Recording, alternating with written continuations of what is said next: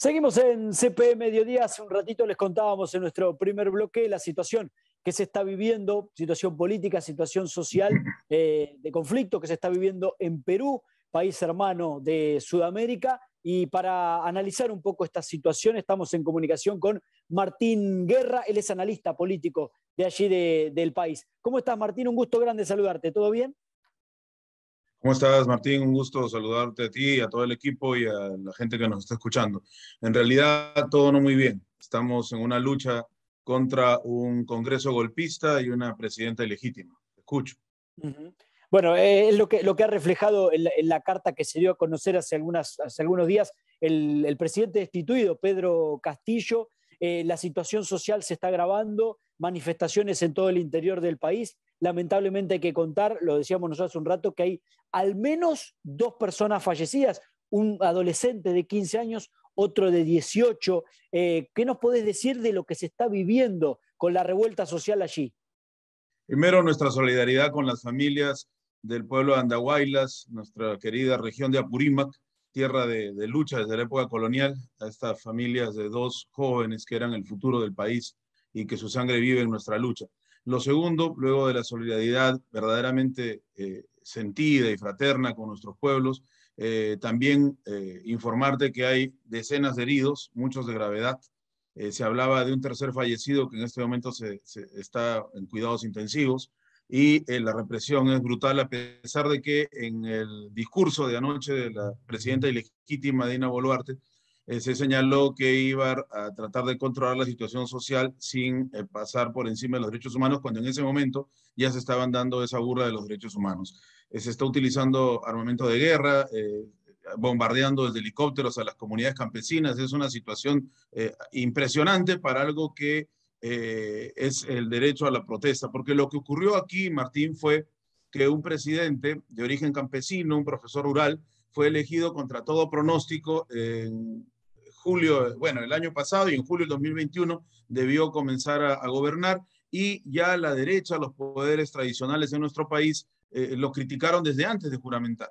Y durante 1 año y 5 meses han estado bloqueando cualquier iniciativa de generar leyes que beneficiaran a nuestra población. Lo que se ha hecho el Congreso golpista, es reformar 53 artículos de la Constitución para poder impedir cualquier tipo de referéndum o de consulta popular. Entonces ya se estaba preparando este golpe desde antes de que el presidente Castillo fuera incluso presidente. Entonces llegamos a la situación en que, atado de manos, el presidente da una disposición que era para frenar a este Congreso golpista, y lo que han hecho ellos es detenerlo incluso antes de la vacancia, y se ha dado la figura de que un Congreso cerrado lo ha vacado. Entonces ahora ha juramentado a alguien que era de su plancha presidencial, que el pueblo la llama traidora, a la presidenta ilegítima Dina Boluarte, y se está reprimiendo al pueblo, cuya plataforma de lucha es, el primer punto, la libertad del presidente Pedro Castillo y su restitución a sus fueros presidenciales. Luego se está pidiendo también el cierre del Congreso, que no tiene aprobación ni la más mínima en todo el país, no con las últimas medidas tomadas, desde el inicio, porque ellos comenzaron con el pie en alto, planteando vacancias presidenciales cuando el presidente no tenía ni siquiera 2 meses de haber gobernado, ¿no? Entonces, y lo dijeron abiertamente, el presidente se va a ir sí o sí, decía. El presidente, Claro. digo yo, porque ellos jamás le llamaron presidente, jamás, ¿no? Lo tildaban por su Eh, apellido, y a veces con insultos racistas, y ha sido muy terrible. Entonces, la eh, situación en este momento es esa, ¿no? Y también está el punto, además de la libertad del presidente y su restitución, y del cierre del Congreso, la convocatoria de una Asamblea Popular Constituyente. ¿Qué situación, Martín, verdaderamente? Porque, y lamentablemente, no es la primera vez que sucede en Perú, cuando a la derecha no les gusta cómo elige el pueblo, decide destituir al presidente electo por el voto popular. Repasado hoy a la mañana, 5 presidentes o 5 presidencias han pasado en los últimos 5 años allí en Perú. ¿Desde qué costado se explica, más allá de esto que vos decís, de una derecha que no acepta el voto popular?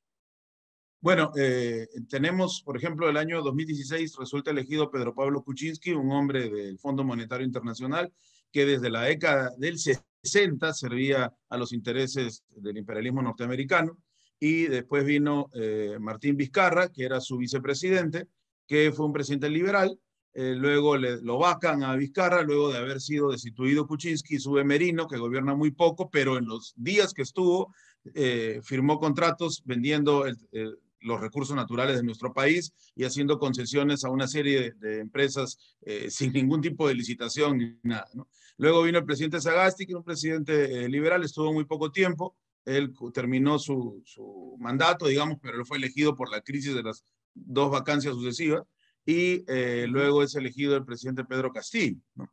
Que ha sido golpeado, le han dado un golpe de Estado y ahora tenemos una presidenta ilegítima. Estos gobernantes no fueron de izquierda. Lo interesante de tu pregunta es que me permite explicar lo siguiente. Cuando el fujimorismo instaura el neoliberalismo en el Perú, cosa muy similar con lo que sucedió en tu patria con el menemismo y en todo el continente, el neoliberalismo lo que hizo fue destruir los recursos del Estado y debilitar la organización social, ¿no? Sindicatos, derecho a huelga, estabilidad laboral, eso fue en todo el continente, ¿no? Entonces, aquí termina el fujimorismo y el neoliberalismo sigue implantándose. Los siguientes presidentes decían, vamos a hacer fujimorismo sin Fujimori, y eso pasó. Incluso Ollanta Humala, que había dicho que iba a defender al pueblo, inmediatamente que si no sacan a los presidentes los cooptan, fue cooptado y terminó reproduciendo el discurso de la derecha, ¿no? Y lo sigue reproduciendo ahora, ¿no? Que ya no es presidente y cree que es un actor político, nadie le hace caso al expresidente. Lamentablemente él se alejó del pueblo, ¿no? Pero lo que ha pasado del 2016 al 2021 es que se han dado una contradicción entre dos sectores de la derecha que querían administrar las miserias del neoliberalismo. Por eso, por un lado, defenestraban a Kuczynski y por otro a Vizcarra. Luego venía Merino y así estuvieron de un lado para el otro entre liberales y ultraderechistas, pero bajo el mismo programa neoliberal. En realidad, el pleito era por repartirse el pastel. En ese descuido viene la pandemia y el Perú termina siendo el sexto país con muertos durante la pandemia, con una población que no se compara con los países que están por delante, ¿no? Que son México, Brasil, Estados Unidos, la India. Imagínate esas poblaciones inmensas. Eso quería decir que nuestro Estado en materia de salud, solo por poner un ejemplo, estaba quebrado. Ni que hablar de educación, vivienda, pleno empleo, etc. Entonces, se descuidaron y es elegido el presidente Castillo, presidente de los pueblos originarios, campesino, profesor rural, un sindicalista humilde, ¿no? Es elegido y entonces los toma por sorpresa, ¿no? El pueblo toma por sorpresa a la derecha y entonces ahora la contradicción ya viene a ser entre la derecha y el pueblo organizado. Entonces se ha avanzado en la lucha social contrariamente a lo que pudiera verse. El tema es que debemos seguir luchando y generar una dirección unificada del pueblo, que es lo más complicado en este momento, para exigir la renuncia de la señora Boluarte y la libertad del presidente Pedro Castillo y su restitución. ¿Cómo reparando en eso que señalás al final, cómo ves lo que viene? Porque ayer el Congreso intentó sesionar, terminó con escándalo la sesión, con golpes de puño incluso entre algunos legisladores, el presidente preso, el presidente que incluso sostiene en una carta que se dio a conocer que le intentaron hacer algunas pruebas, él no confía en los médicos que le mandaron, bueno, en la gente que lo asistió, un pueblo revolucionado verdaderamente, como esto que venís señalando vos, un pueblo que se ha mostrado en las calles, mostrando la necesidad de que restituyan a Castillo y que Boluarte deje la presidencia, pero a su vez Boluarte haciendo un llamado a un adelantamiento de elecciones para el 2024. ¿Cómo se analiza lo que viene, los próximos pasos allí en Perú? Primero, señalar a los responsables con nombre y apellido para que toda Latinoamérica esté enterada, ¿no? Ellos dicen que quieren un gabinete de unidad nacional y nombran como presidente del Consejo de Ministros, lo que a veces le llaman premier, pero la figura jurídica no existe, pero bueno, al señor Angulo, que es un personaje que está metido en la mafia de los cuellos blancos. Cuando era magistrado, perteneció a lobbies para quitarle culpabilidades a personajes siniestros de las mafias que administran justicia en el Perú y otros tipos de tráficos, ¿no? Ese es el presidente del Consejo de Ministros. Otro de los ministros es un personaje que pedía represión sangrienta a los campesinos cuando reclamaban contra las concesiones mineras. Es el ministro de Justicia. Entonces, quedan serias dudas, ¿no? Del gobierno ilegítimo. Otro responsable es el verdadero organizador del golpe de Estado, que es José Williams, presidente del Congreso y un personaje verdaderamente siniestro. Estuvo en matanzas a comunidades campesinas en Acomarca, en Putis, y también relacionado con la operación Chavín de Huántar, que genera una serie de dudas de cómo se realizó y el respeto o el irrespeto que se perpetró contra los derechos humanos. Entonces, ese personaje es el presidente del Congreso y la presidenta legítima Dina Boluarte. Es bueno saber los nombres porque son los responsables políticos. Lo segundo, el Congreso ayer le retiró la inmunidad al presidente Pedro Castillo para poder ser juzgado de manera expresa, ¿no? Tenemos todos los expresidentes que hace un rato te enumeraba, están con prisión domiciliaria o viven felices, como Alejandro Toledo en los Estados Unidos, que son presidentes no de las vacancias que se dieron, pero sí toditos metidos en los crímenes de Odebrecht y otras asociaciones ilícitas para delinquir. Y están en su casa o están de viaje, ¿no? Y está procesándose su largo juicio, igual que la señora Keiko Fujimori. Pero el señor Castillo ya está preso y ya se le retira la inmunidad y están pidiendo 20 años para un presidente que no llegó a gobernar porque se lo impidieron. Entonces, la señora Boluarte plantea, luego del retiro de la inmunidad, porque esperó su discurso al final de la discusión en el Congreso, para señalar dos cosas, ¿no? El estado de emergencia ahí en las zonas donde el pueblo está combatiendo, es decir, que perdemos todos los derechos y la policía y el ejército puede accionar de acuerdo a los mandatos que dictamine el gobierno golpista. Y por otro lado, el adelanto de elecciones, que en realidad se escuchó una risa en todo el vecindario, cuando estábamos escuchando eso luego de una movilización, porque plantea para abril de 2024 y además va a entregar un proyecto para que se discuta en el Congreso golpista que podría ser el 2024 en abril. Es decir, no, esta situación no se sostiene y es una burla para nuestro pueblo. ¿Por qué hacen eso, Martín?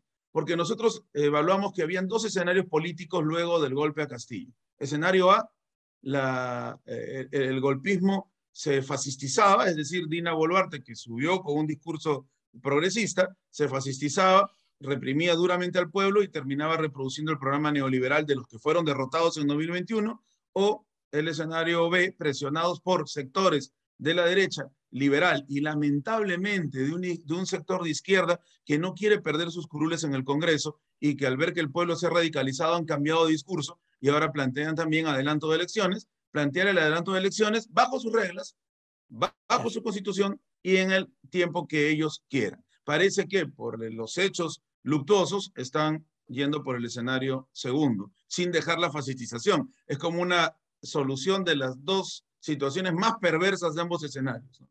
Entonces, eso ha colocado los ánimos mucho más virulentos. La gente que está enterrando a sus muertos no quiere participar en elecciones en abril de 2024, que además, Martín, serían con los mismos partidos que están inscritos, que son los partidos de la derecha. Aquí en el Perú, para que un partido se inscriba, necesita miles de firmas y además necesita demostrar que tiene comités de base conformados, que tiene adhesiones al partido, y dada la situación de represión que se vive aquí, es muy difícil que alguien quiera públicamente manifestar su adhesión a un partido, menos a un partido que tiene como ideario la transformación del Estado. La gente se cuida. Lamentablemente es la realidad. Entonces, resumiendo, es muy difícil que una organización del pueblo se inscriba para participar en elecciones, menos en estas circunstancias.